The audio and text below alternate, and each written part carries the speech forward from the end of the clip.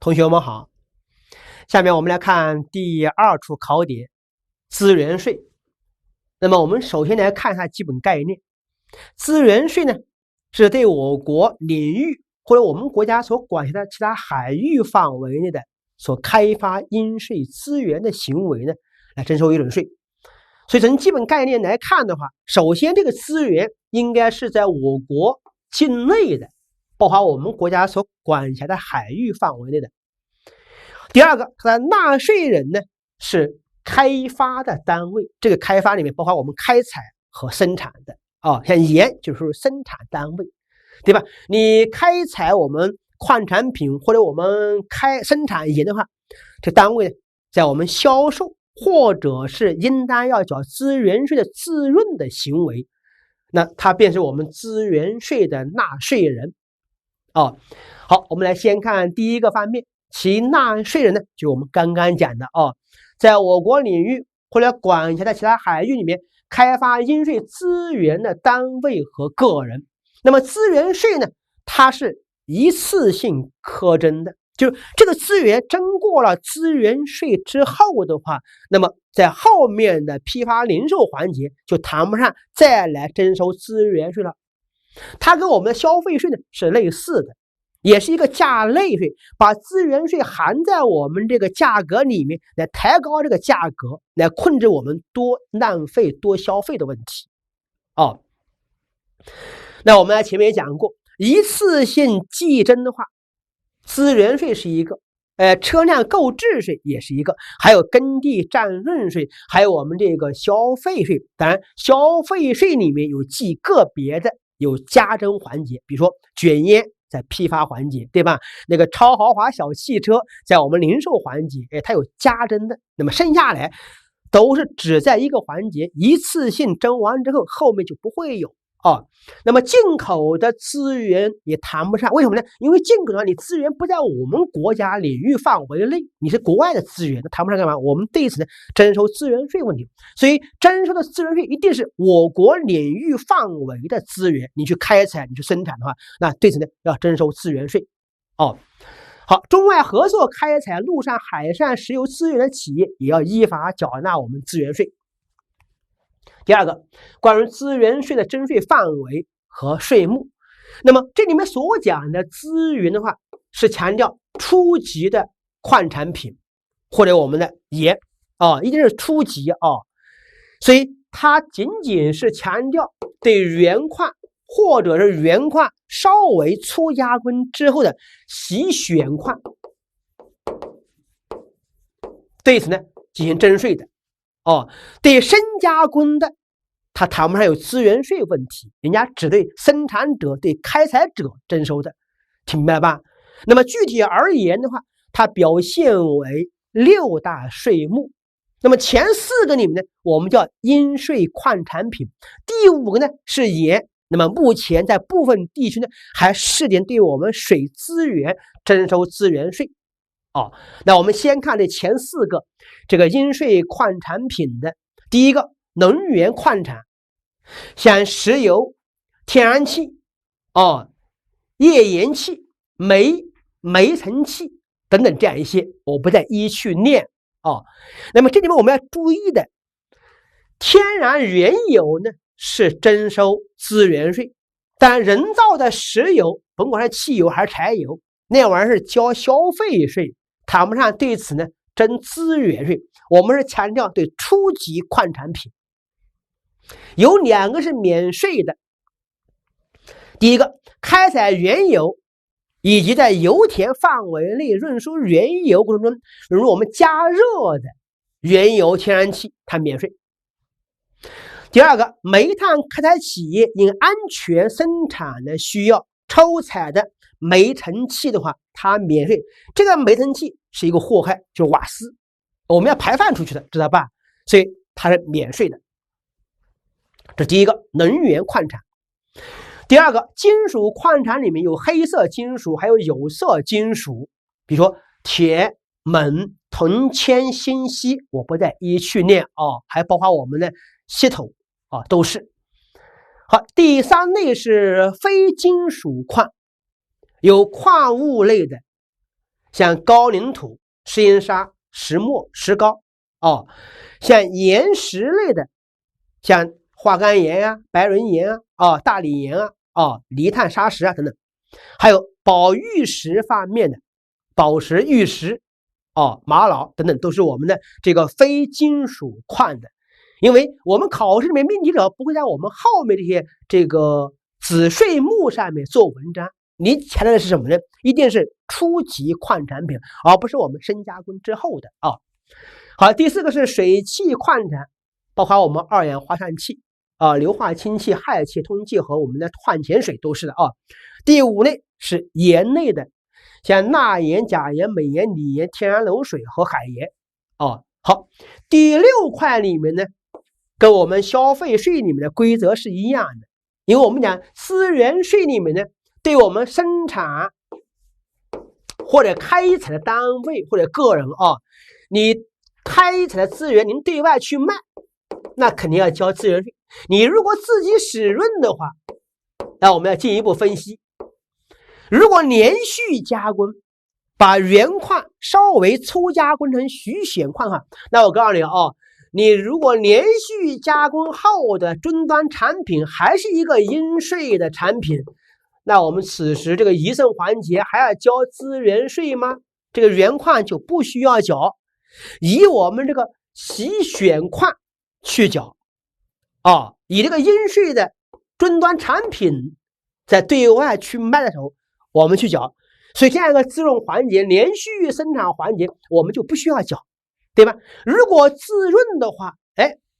您是将来不缴资源税了，比如说作为对外投资，作为我们的职工福利奖励，或者我们连续生产这个标的物呢，它不是一个应税的，而是一个非应税的。总而言之，你将来不论缴资源税，那我们这个遗赠环节里面就视同您销售了，你也得缴资源税了。它跟我们的消费税里面这个连续的这种生产的规则是一样的然后再加我们试点的水资源方面的征收。好，我们来看几个例题。先看第一题，说企业进口原油要交资源税吗？这原油不在我国境内呀，是不是不是我们国家的资源谈不上我们对此征资源税呀。我们对此征什么呢？关税征关税，对吧？原油账里面对此应该是一个从量来计征关税的，征进口的增值税，对吧？原油征进口消费税吗？不是，那是成品油原油谈不上消费问题，也谈不上我们这儿资源税问题好，我们来看第二个方面，说企业对开采的资源税的应税产品的自润，如我们连续生产应税产品的，你终端产品还得交资源税，那我们这样一个连续生产的遗赠环节就不需要缴资源税，按照我们终端产品这儿去缴就可以，这儿里面遗赠环节就不需要缴的所以它是正确的好，我们来看第三块，关于资源税的应纳税额计算。那么它的计算的方法里面呢，它既有从价的，也有部分是按照从量来计征的那么这样一个计税方法里面，咱们前面也讲过你比如说像消费税里面咱们就讲过从量从价，消费税还有复合计征的，只是我们讲资源税里面它谈不上有复合来计税。咱们讲关税里面，对吧？也讲过有从量从价的，它也有复合，还有划准税率方面的计算，对吧？好，那第一个问题是从价来计税，那个价格呢，我们是按照对外的销售的价格，这个销售的价款里面呢，肯定是不含着我们增值税的销项税额在内的以这个不含税的销售额乘上一个比例税率，这个销售的金额跟我们算增值税的计税的依据是一样的包括向对方收取的全部价款和价外费用。这个价外费用里面，我们照样视为是一个含税价格，你再把它换算成不含税的金额。但是呢，它有一个润杂费用的扣除问题。说，计入我们销售额中的相关润杂费用呢，凡取得我们增值税发票或者其他有效的凭据的话，那我们准予从销售额中扣除。为什么呢？因为这些润杂费本身不是我们资源的销售价格，明白了吧？所谓的相关润杂费，是指应税产品从坑口或者是我们洗选的地到我们的车站码头或者购买方指定的地点的运输费、建设基金以及伴随着我们的专卸参除和赶杂费用，我们叫润杂费用。润杂费里面能不能给我们从销售额扣除，就看它有没有相应的凭证合法的这些票据啊。好，这是关于这个价格里面怎么来处理问题。那么如果说你这个价格计税依据明显偏低又无正当理由的，而且你没有同类的应税价格，这种情况下的话，我们就需要按照下面方法由税务机关来核定呢。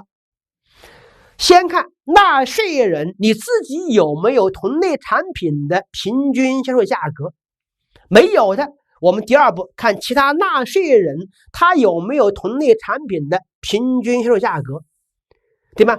那么如果也没有同类的销售价格，那我们通过倒推的方法，按后续加工的非应税产品的售价减掉我们这个加工环节里面的成本，剩下来的我们作为我们这个应税的销售金额啊。如果前3种方法还定不了的话，那我们只好是总价。总价里面要注意资源税跟消费税是同类的性质，是一个价类税。国家之所以对我们的初级矿产品或生产的盐来征收这个资源税，是希望把这个税金含在我们的对外的报价价格里面，来抬高我们的价格，才干嘛？要控制我们的这些主体呢，少去消耗这些资源，因为很多资源是不可再生的所以我们在总价里面应该有3块来构成：成本加利润再加资源税本身。如何把资源税导到我们成本和利润里面去呢？那应该是成本加利润下面除以什么？一减资源税的税率，那跟前面的消费税里面是一样的吧？一减消费税税率，是不是是同样的这样一个计算公式问题好，这是关于这个总价里面怎么处理问题。好，我们来看一个例题，说甲煤矿为增值税一般纳税人2019年8月销售原煤，他取得我们不含着增值税价款是435万元，其中包含从坑口到码头运输费用10万，伴随润销照里面产生的专卸费是5万，这是我们的润杂费。他告诉你有增值税发票，那我们就可以给它从我们销售的金额里面扣除，是不是拿435减掉10万减掉5万，要换算吗？不需要换算，这是一个不含税价格。如果是含税，那我们要把它换算成不含税的就可以。这里面直接减完之后乘上一个2%，是不是您算一下就可以了答案应该是 8.4 8.4。好，我们看第2种计算方法，是从量来计征。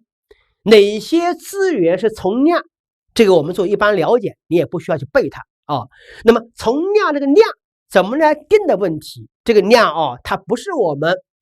开采单位里面开采量或生产量，而是我们开采生产完了之后，我们实际对外的销售数量，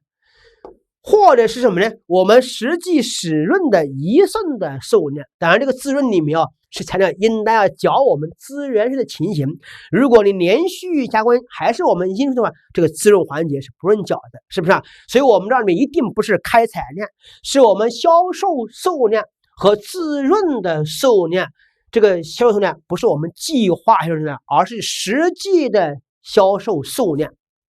一定不是开采量。好，我们来看个例题，说某矿业公司本月计划开采砂石是6500吨，实际开采是5500吨，本月计划对外卖6000吨，实际销售5000吨。他就问您，本月里面应该要缴纳我们资源税的计税依据是多少？那我们就按照实际销售的数量，砂石是一个从量来计税的，所以我们就应该选这个 D 选项就可以。这题目不难啊。好，我们来看第3个方面是外购的应税产品的扣减。那为什么外购的应税产品呢？你回来之后加工的话，对外去卖有一个扣减我们的这个购买的数值问题，那就是因为对方才是一个开采生产单位，他卖给我们之后的话，对方这儿是交过了资源税。我们讲过，资源税它只交一次，明白了吧？所以您这个煤矿企业里面，你外购的原煤加本单位原煤在一起混合之后，你对外以原煤来去卖的话，那我告诉您，你外购的原煤数量就应该从我们这儿里面对外卖的原煤数量里面给它减掉，减掉这样一个数量或者我们的金额，以这样一个为我们的计税依据，乘上我们对应的税率，就可以是我们这个对外卖的资源税的税额问题。所以这个扣减问题有2种扣减方法啊，一种是什么呢？直接方法，一种是计算的方法。那么直接方法里面呢，是同类的混合对外去卖。你看，你外购的是原矿，你自己生产的也是原矿，两个都是同类的原矿，你混合之后呢，以原矿这儿里面对外去卖。那我们就可以什么呢？把这个对外卖的数量或者金额里面扒掉我们外购时原矿的数量或者金额，以这样一个余额呢去交我们的资源税。反之，如果说您是一个外购的选矿产品，跟我们自产的也是一个选矿，两个混在一起还是同类的混合，以选矿产品对外去卖，那选矿也得交我们的资源税吧？那我们就可以把外购的那个选矿的数量呢、数值呢给它减掉。所以同类里面是直接可以扣除的。直接扣除我们外购的购进的金额或者我们的购进数量。你如果是从价里面是购进金额，如果是从量里面是购进数量，肯定扣掉问题。所以它一定是同类的啊。好，我们来看个例题，说某煤炭企业将自产的100万元的原煤跟外购的200万元原煤，看到没有，都是原矿吧？混合之后原煤去卖的话，那我们外购时这个原煤已经交过了资源税，资源税是一次性课税之后就不需要再缴了，那我们就可以把这个450万金额里给它扒掉什么呢？200万直接扣减，扣完之后乘上一个什么3%的税率，等于我们这个企业里面就这样一个原煤的销售金额交的资源税的税额问题啊。好，我们看第二个，说将自产的100万元的原煤加工成150万的选煤，这是初加工。原煤跟我们的选煤都是我们征税的范围。然后将自产的150万的选煤与外购的200万的选煤混合，那还是同类的选煤跟选煤混合，以选煤去我们对外卖多少钱呢？卖了450万。那我们把这450万减掉我们外购时的200万的选煤之后，剩下来乘上一个选煤的税率3%，因为你是以选煤对外去卖不能乘上原煤原煤这里面应该是乘2%，不是乘3%。以选煤料的2%去算一下就可以了好，我们看第二种方法是计算的扣减方法。那么计算的扣减方法是我们外购的跟我们自产的干嘛？它是性质不一样的。你比如说，如果说你外购的是原矿，你自产这儿里面原矿，但是呢两个加工之后你对外去卖是选矿，看到没有？它性质就不一样。那我们选矿产品这儿里面跟原矿这儿里面税率是不一样的，对吧？那这时候呢，我们就需要把这个原矿，你按照我们当地的原矿的税率，这个原矿的这个数值里面它要交多少的资源税，再除以我们选款这里面税率，来兑换成这个原款有多少是选款的。怎么理解呢？那我们举个例子，你一听就能听明白。它有一个兑换问题哦。好，我们来看啊，说某煤炭企业将外购的100万的原煤和资产证里面200万的原煤混合之后加工什么？洗选煤。选煤的话，它卖的是选煤的销售额450万，那我们这儿计算呢，就要按照450万的选煤，那乘上一个选煤的税率2%。当然我们知道这个450万里面是有外购的原煤，而外购的原煤呢是交过我们资源税的，所以我们要把这个原煤的金额换算成多少是选煤的金额。那我们先按照税来兑换，你拿这个100万元乘上一个原煤账里面税率是3%，你算一下哦，你交过了3万的资源税，对吧？那我们这里面还不是给你扣税哦，要扣除我们的数年，是不是啊？那这乘价来计税的话，我们要把3万的税按照选煤的税率2%，你除一下，来换算出我们有多少数值的选煤，你明白了吧？拿我们的这个450万的销售额扣掉我们换算为选煤的价款之后，以这样一个差额余额乘上一个税率2%，变成我们这一笔业务的应纳的资源税税额，能听明白吧？所以你看一下啊，那就什么呢？100万是不是先乘一个3%啊？再除上一个2%，乘以3%干什么？就算一下，你这原煤按照我们原煤的税率，你要交多少资源税？你这个资源税的话，你按照我们选煤这税率，你能换算出是多少单位的选煤的销售金额？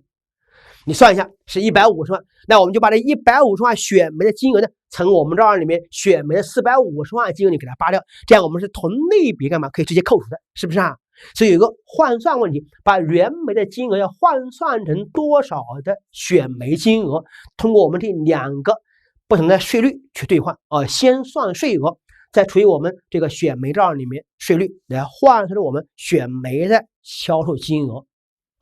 所以您算一下，应该是乘上一个选煤账税率2%，怎么是6万块钱6万块钱。其实这个计算的话不难你如果真正理解的话就很简单把这2个例题看懂就可以了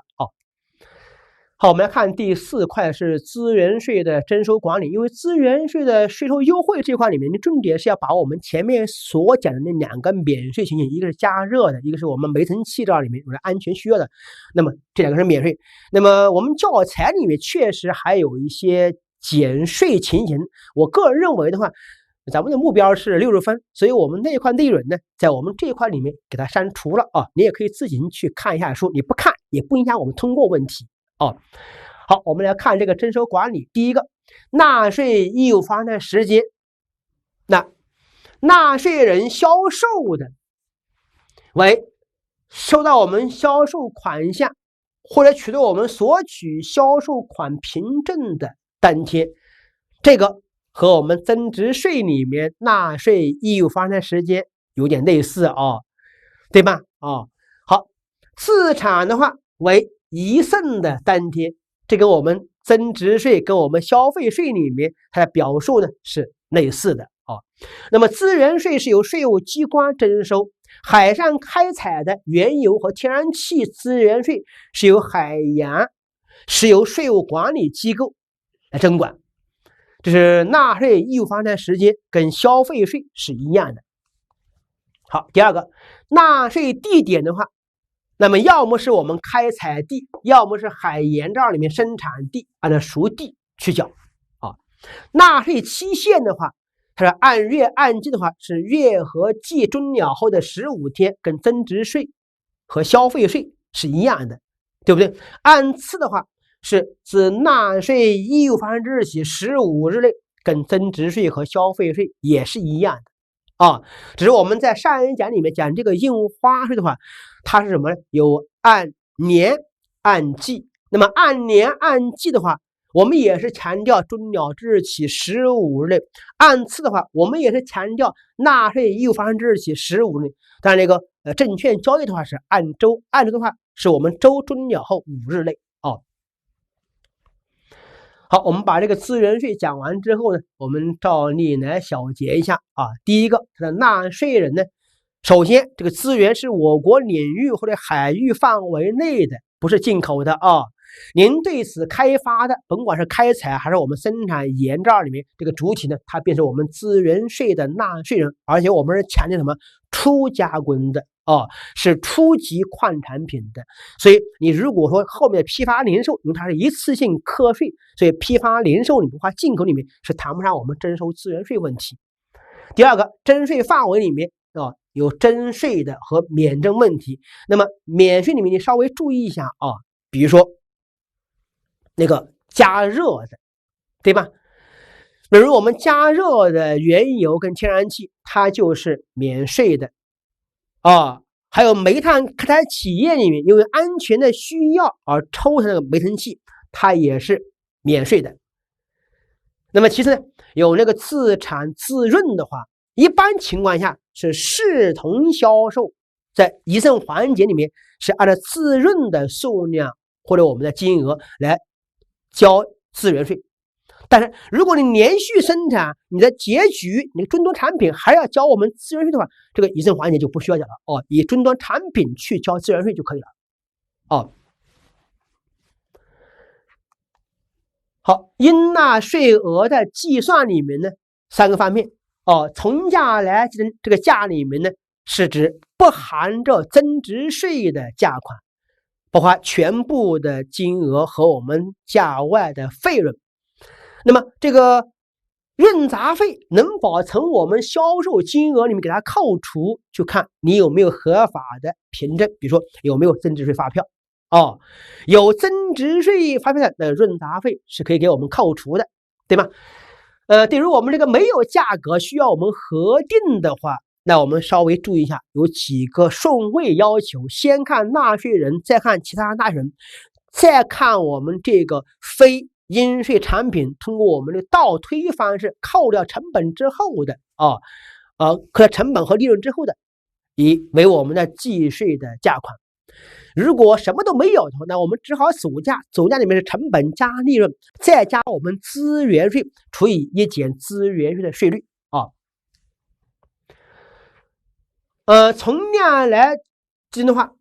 哪些是从量的，这个我们不要求同学们去掌握啊，您做一般了解就可以。当然这个量本身是以什么为量的问题要搞清楚，不是开采量啊，也不是生产量，而是我们实际对外的销售数量和我们自润要缴税的那个数量。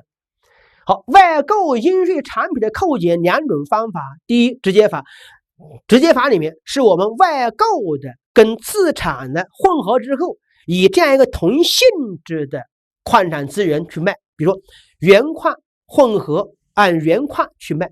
对吧？选矿里面混合按选矿去卖，两者前后都是同性质的。如果之前外购是原矿，之后卖的是一个选矿，选矿里面要扣进的话，不能直接扣原矿账里面的各种金额，我应该把原矿账里面的金额换算成我们选矿金额。怎么换算？乘上原矿的税率除以我们选矿账税率，变成我们这选矿的金额，以选矿金额从我们选矿的销售额里面给它扣减掉就可以了啊。好，征收管理的话，它的纳税义务的时间为当天哦，纳税地的话是开采地或者是生产地，期限的话甭管是按月还是按季还是按次，都是强调15日内申报缴纳税款。其实我们讲这个15天，在我们前面讲到增值税、消费税绝大部分情况下都是说按照15天，包括我们企业所得税的话，你按月按季来预缴，它也是月和季终了后的15日内去预缴，是不是啊？所以它是一个普遍性的纳税的申报期限。那我们这个纳税申报的期限一般来讲都是我们在15天，当然也有几个特殊的，不是按照15天这个规律的这几个特殊里面有这么几个有7天的，有32天的，有60天的，还有呢90天的啊。那么7天的话，它就是我们这个土地增值税哦。我们签完合同之后，7天内到我们房地产所在地的税务机关。30天呢是耕地占润税，自纳税义务发生之日起呢，在这个32天内去缴。60天呢是这个车辆的购置税。这个90天的话，是契税。契税里面有一个特殊情形。契税的话，我们一般是单日为纳税义务发生的时间，在我们办理权属登记之前要先缴契税。但如果他不需要办理，你如果不需要办理登记的话，那我们自纳税义务发生之日起90天内去缴纳税款。这几个是比较特殊的，剩下来一般都是我们遵循那个15天的时间规律问题。这几个是纳税的这个期限是特殊的。你可以单独去记一下。好，我们来看第3处考点是环境保护税这是一个小税目了那比较简单第一个问题，它纳税人在我国领域或者我们国家管辖的其他海域范围内，你直接向环境排放，关键是直接你直接向环境排放的，而且呢是一个企事业单位和其他生产经营者，一定是生产经营者，而并非是非生产经营的个人。企事业单位和其他生产经营的单位或者个人一定是生产经营的好，这是纳税人他强调直接排污。第二个，征税范围里面，那我们在税目表里面列明了有大气污染物、水污染物有固体的废弃物，还有噪音。这个噪音不是我们家庭装修里面打电钻那玩意儿不征环境保护税，一定是我们工厂这里面工业的噪音而不是我们装修的那玩意儿。它不是什么呢？不是工业方面的你有没有发现，除了我们这几个列举之外的，你比如说有光污染，还有核辐射污染，这个在我们的征税范围内没有，至少目前还没有好，那么有2个是不需要缴的，它不是我们直接排放污染物的像企事业单位和其他生产经营者，像依法设立的污水集中处理、生活垃圾集中处理场所这儿排放，它就不是直接排放，所以它不征环境保护税第二个，企事业单位或其他生产经营者呢，在符合国家或地方环保标准的设施场所存储或者处置固体废弃物，那是在符合标准的设施场所这样的存储，那也是不是直接排放，它也是不缴的。当然，如果这些场所里面你如果超标准向环境里面排放这些污水处理厂生活垃圾填埋场你们照样要缴的包括我们这儿里面你存储处置固体废物，你不符合我们这儿里面环境保护费的话，那也应当要缴纳所以我想这块里面你根本不需要去背它它是强调直接排污。好，在应纳税额计算方面，它是一个从量来计税的，这个量怎么样定的问题。大气污染物、水污染物，我们是按照污染的单量数乘上一个适用的税额。那么固体的废物呢，我们也按照固体废物里面排放量乘上一个定额的税率噪音这里面，我们根据你超过的分贝数它分为好几档的税率来计税，以超过国家标准的分贝数的对应的具体的适用税率所以它计算是比较简单的。好，我们看第4个税收优惠，暂免征税的，您重点是要关注前2条。第一，农业生产里面排放的应税污染物，这里面不包括我们规模化养殖规模化养殖你直接排污还是要应税的。如果是非规模化的农业生产的话，我们是暂免征税。第2个，机动车、铁路机车、非道路移动机械、船舶、航空器流动污染源的排放，这些车辆是一定的污染源包括火车飞机它们是什么呢？暂免征税的。那么3跟4你根本不需要背，就是我们刚才所讲的，对吧？您是向我们特定的场所，而且排放呢没超过相关的标准，对不对？还有综合利润固体废物的符合国家或地方环保标准的，这些都是免税问题。3跟4不用看关键是把2跟1看一下就可以了。好，第5个是征收管理。征管里面征税机关还是税务机关不是我们的环保局是税务机关。纳税义务发生时间是我们排污的当天为纳税义务发生时间。那么纳税地点呢，像应税的污染物排放地，所以刚才那个它是流动性的，你看这个流动性的污染的排放的话，你就没办法衡量说这段里面漏干嘛，你排放了多少，对吧？你没办法，所以我只好是什么呢？免税，它不好固定值来进行衡量问题。所以我们呢是在排放地谁受害，你应该向这个受害的地方去交这个税款。好，纳税申报里面按月按季不能按月按季，我们是按次时间还是强调15天那跟我们刚刚所讲的那个资源税是一样的好，我们来看看例题，说下列关于我们应税污染物的计税依据标准正确的有：水污染这里面我们折合成污染单量数来定，是的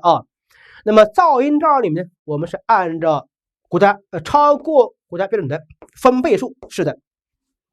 大气污染物的话，我们还是按照污染的单量数来确定。那么固体废弃物的话，我们按照废弃物的排放量来定。所以答案应该是什么？选 A、B、C、D。好，我们看第2题，环境保护税的纳税义务发生时间为我们排放的污染物的当天，正确的第3题，2018年12月，甲钢铁厂生产鞣渣200吨，其中6吨存储在我们符合国家或地方环境保护标准的设施中，这60吨的话是不需要我们缴的，对吧？100吨综合利润且符合国家或地方环境保护标准的，那么这个100吨也不需要我们缴税，它是免税的，对不对？所以那么剩下来直接到期的周边空地你直接排放的话，那我们要征税了拿200减60减100，剩下来需要我们讲的，那么乘上一个每吨是25块钱，便是我们的应纳税额问题，它很简单所以应当是选我们的中间 B 选项就可以。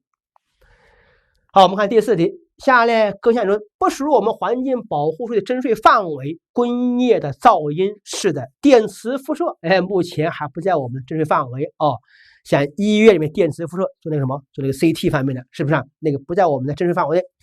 尾矿炼冶炼渣这些呢都是我们的征税范围，所以他问的是不属于我们征税范围的话，应该是选这个 B 选项就可以了。好，我们看第5题，应当缴纳环境保护税的是小区物业公司维修下水道产生的噪音，这个不是工业噪音它不需要缴的。热电厂在符合国家或地方环保标准的场所存储的，这也不需要缴的运输车辆排放不超过国家标准的尾气，运输车辆本身是一个流动性的污染源的话，这玩意也不需要我们缴的然后 D 是依法设立城乡污染集中处理场所，它是超标，你看到没有？超标排放的话，它就需要我们缴纳，所以应当是选这个 D 选项就可以。好，我们看第6题，说下列情形中应当要征收环境保护税的是企业综合利润固体废物符合标准的话，那就不需要缴办。机动车的牛顿的污染源排放呢，也不需要缴办。依法设立的生活垃圾处理场所，在国家或地方规定的标准的排放范围内，标准范围内排放，这也不需要缴啊。只有我们 D 选项，你这个固体的废物不符合国家或地方环境保护标准，它就需要缴环境保护税。这种题目是白送分的题目啊，你就不学你都会啊，基本常识啊，选 D。好，这样我们把环保税讲完之后，我们稍微来小结一下啊。第一个，纳税人我们是强调直接向环境里面排放污染物的这样一个企业单位和生产经营的经营者哦。你个人干嘛把生活垃圾直接扔掉？那个人他不是我们这征税范围，他不是我们生产经营者。第二个，征税范围呢，陷入我们这个税目表所列举的。像大气污染物、水污染物、固体废物和工业噪音，噪音是强调是工业的啊，不是专修的。应纳税额里面是从量来计征，我们按照污染的单量数，像大气跟水污染，我们是按照污染单量数，对吧？固体废物呢，我们按照排放量。那么噪音，我们看超过国家约定的分贝数来定我们的税额。税收优惠这一块里面，我们重点盯住前两条，一个是农业生产不含我们规模化养殖里面排放，一个是什么呢？牛顿的污染源这里面，像车船，像我们飞机啊。好，那么下面这两个你都不需要去看的，因为它是不超标的，是符合标准的排放，那就没问题。在生管这块里面，纳税义务方面的时间呢是排污的当天，缴纳时间呢是我们在15天，因为它是按月按季嘛，是终了后的15日，按次是纳税义务发生之日起15日。纳税地点的话，在排放地应税污染物的排放地的税务机关去缴纳税款。好，我们看第4处考点是烟叶税和船舶的吨税，这2处知识点就简单了第一个，烟叶税里面纳税人的话，是在我国境内收购烟叶的单位它不是个人因为在我们国家烟草是专卖的，你个人也收不了，是不是啊？所以它是收购烟叶的单位，而不是我们销售烟叶的单位或者个人。农民的话是种烟叶的话，他对外卖给我们的烟草的收单位，单位呢为我们的纳税人是收购方并非是我们的农民。好，那么烟叶税里面征税范围的话是晾晒的和烤烟叶，它不是指烟丝更不是指卷烟好，应纳税额的计算里面是从价来计征，这个价里面它有一个补贴问题是我们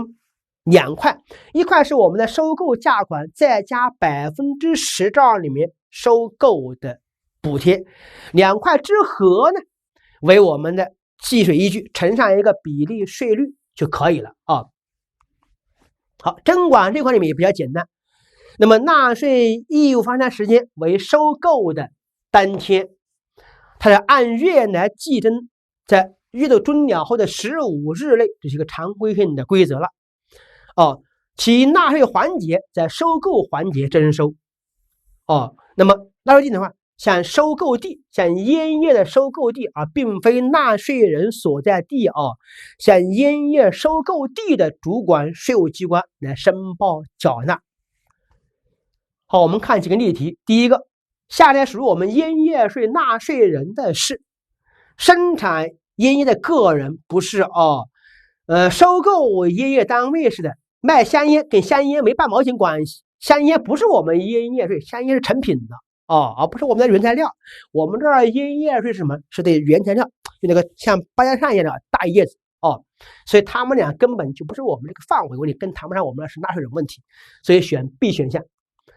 好，我们看第2题，属于我们烟叶税征税范围的是烟丝不是，卷烟更不是是原材料那个大叶子，晾晒的或烤烟叶，他们才是，选 A 跟 D。好，我们来看第3题，说2019年9月，甲公司呢向烟轮收购烟叶一批那甲公司便是我们的纳税人了，支付的收购价款呢是100万元支付的价外补贴呢是10万元，以开具我们农产品的收购发票，以致我们烟叶的税率呢是20%。好，我们来看一下，他问的是烟叶税的税额问题。那很简单，把这两笔相加，是不是收购价格加我们价外补贴是110万元，乘上一个20%，便是我们应纳的烟叶税的税额。但是您别忘了烟叶它属于我们农产品，对吧？你收购了农产品的话，作为我们甲公司将来要做我们增值税里面的进项税抵扣的话，它是取得我们收购发票并非是增值税专票，那我们给它按照计算来抵扣，是不是那我们什么？按照我们的发票上面的买入价格，你发票上面有多少金额，我们以这个买入价格呢乘上一个9%来计算我们这个增值税里面购进价格。当然，如果这个甲公司把烟叶生产之后呢，生产卷烟是交13个点的增值税，那我们账里面就应该给它按照10%来做我们增值税账里面的这个计算的进项税额，扣除率是按照10%那么一般是按照9%来进行处理。账里面烟叶税很简单应该是选 B 选项就可以。好，我们来看第二个是船舶的吨税。船舶吨税里面第一个纳税人的话是从境外港口进到我们境内港口的船舶，你甭管是中国的还是外国的，只要您是从境外停靠境内港口，当然这个船舶一般是什么？具有营业性的、营运性的是经营性的那么我们就以这个应税船舶账里面负责人为纳税人，这是船舶吨税里面纳税人。税率的话是从量来计征按照船舶的进吨位呢，我们分成3个等级，分别是30日的、90日和1年的3种不同的税率那么应纳税额的计算里面，它有一个从量来计税，我们是按照船舶的进吨位乘上一个对应的税率。如果是拖船和非正驳船的话，那跟我们的车船税是类似的，是减按50%来计征。那我们可以回顾一下，有哪些税都是一个从量来计征的那除了我们这儿船舶吨税之外，还有车船税、城镇土地使用税、耕地占用税，对吧？那么这几个呢，它是什么呢？是从量来计征的好，我们看第4个方面是税收的优惠，跟关税呢有一点类似，像第1条里面跟关税就类似的应纳税额在人民币50元以下的船舶，那我们关税里面也强调什么呢？应纳税额在50元以下的话，也是一个免税情形。第二个，自境外购买、受赠、继承等方式取得我们船舶所有权初次进口到港的昆载的船舶，你看到没有？首先是从境外这儿获得是初次进口到港的，而且呢是昆载，那表明它不是具有营运性的，所以我们才给它什么免税的。第3个，吨税直到期满后24小时内不上下客货的船舶临时停靠的话，那我们也是什么呢？它不具有经营性的特点，没有上下客户，所以临时停靠在我国港口的话，那我们也是免税的。第4个，非计征船舶，这里面不包括我们非正驳船驳船是减半计征所以它是免税的。捕捞养殖渔船跟我们这个车船税是一样的，对吧？你车船税里面对我们非经的船舶，它照样是什么呢？不征的，照样是说不含这个非正驳船。非正驳船在我国的车船税里面它是减半好，第6个，避难的防疫隔离、修理、终止营运或者拆卸的话，并不上下客户，那表明这个船舶它不是营运性的是因为避难、防疫隔离、修理的需要第7个，军队武警部队的专用或者征用的船舶、警用船舶，那跟我们车船税是一样的，对吧？第8个，应当给予免税的外国驻华使领馆、国际组织驻华代表机构及有关人员的船舶熟吗？契税里面是这样的吧？车辆购置税也是这样的，车船税也是这样的，对不对？你包括我们前面讲过多处的这些小税里面，都跟这个使领馆方面，它是一个普遍性的免税规则问题。像军警方面也是一个普遍性的免税规则，军队里面包括我们的契税呀、房产税呀，包括我们的城镇土地税，都是什么呢？免税的情形它是规定的机构问题。好，第5个，征收管理，就这块知识点的话，我们需要关注一下它容易出我们的小题目。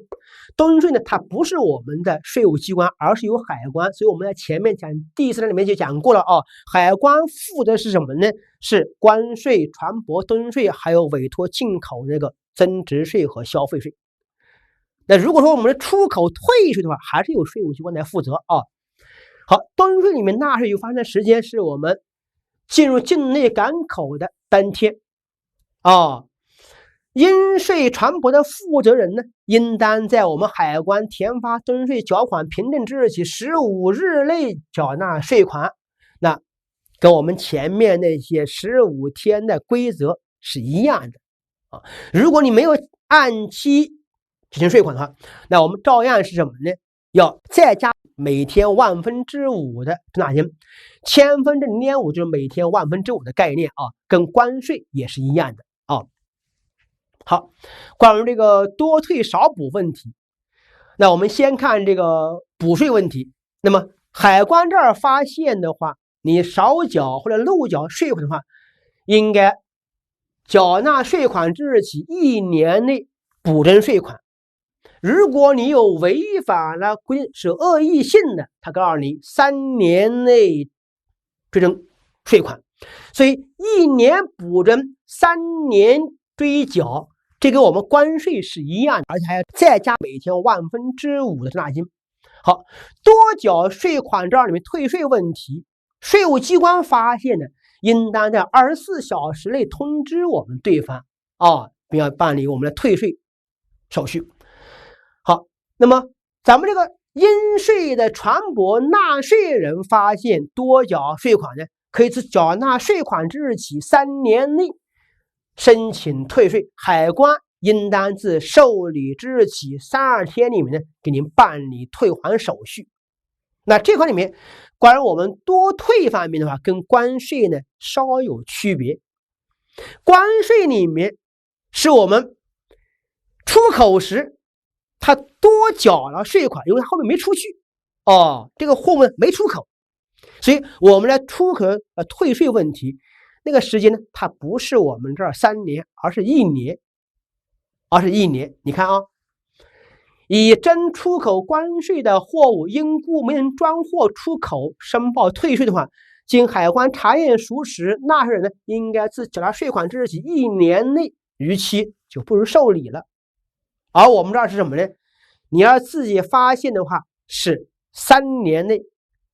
这和我们上面那个少缴税款里面追征税款时间是一样的所以在多退方面的话，它有一个区别一个是3年，一个是什么呢？关税这里面是1年问题那么少缴税款这是一模一样，1年内补税，3年内追缴，这跟我们的船舶登税是一样的。好，我们来看几个例题。先看第一题，应税船舶负责人应当自海关填发登税缴款凭证之日起一定期内向我们这银行缴纳税款，这个时间是什么？是15天选 C， 跟关税是一样的好，我们看第二题，下列船舶中不予免征的登税的是捕捞渔船是免税的，非机动驳船它不是免税非机动驳船的话是减按50%，它要交税的，只是我们打折，知道吧？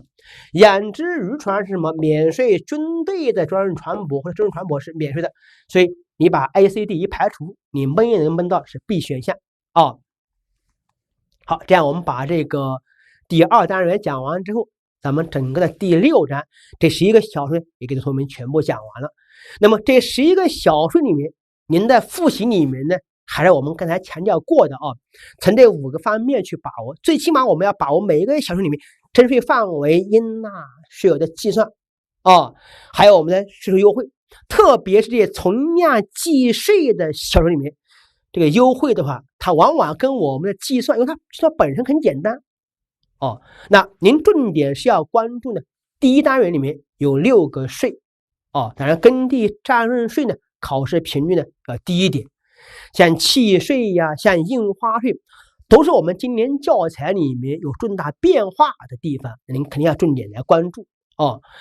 那么第2单元里面，您需要关注前2个车船税和我们这个资源税特别是我们的车船税跟第4章里面车辆购置税呢，能够区分开来。那么我知道学第6章里面，你肯定这里面很乱心态一定要好。那我们会通过练习题，通过听完课之后，你光听课不行得听完课之后，特别是我们税法里面这些小税方面，你得做题目，通过做题目呢，去来消化我们这些知识点。好，我们这一讲呢，给同学们讲这么多了。